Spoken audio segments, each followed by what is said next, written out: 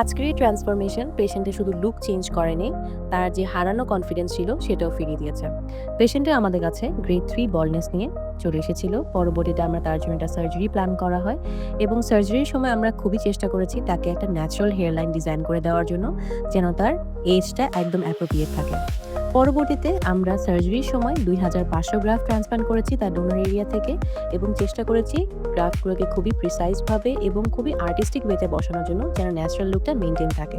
এবার আসছে রেজাল্টের পালা। প্রথমে আসছে ৪ মাসের রেজাল্ট। অলরেডি কিন্তু আমাদের পেশেন্টের চেহারা বদলানো শুরু হয়ে গেছে এবং ফাইনালি 1 ইয়ারের রেজাল্ট। দেখতেই পাচ্ছেন কতটা ন্যাচারাল লুকিং এসেছে এবং বোঝার উপায় নেই উনি একটা বলনেসের সমস্যায় ছিলেন এবং কতটা কনফিডেন্সের সাথে এবং চুলগুলোকে কত ঘনত্বের সাথে আঁচড়ানো হচ্ছে। এই পরিবর্তনটা শুধু তার লুকের হয়নি, পরিবর্তনটা হয়েছে তার পুরো হোল লাইফের, তার আত্মবিশ্বাসের এবং কমপ্লিট একটা চেঞ্জ এসেছে।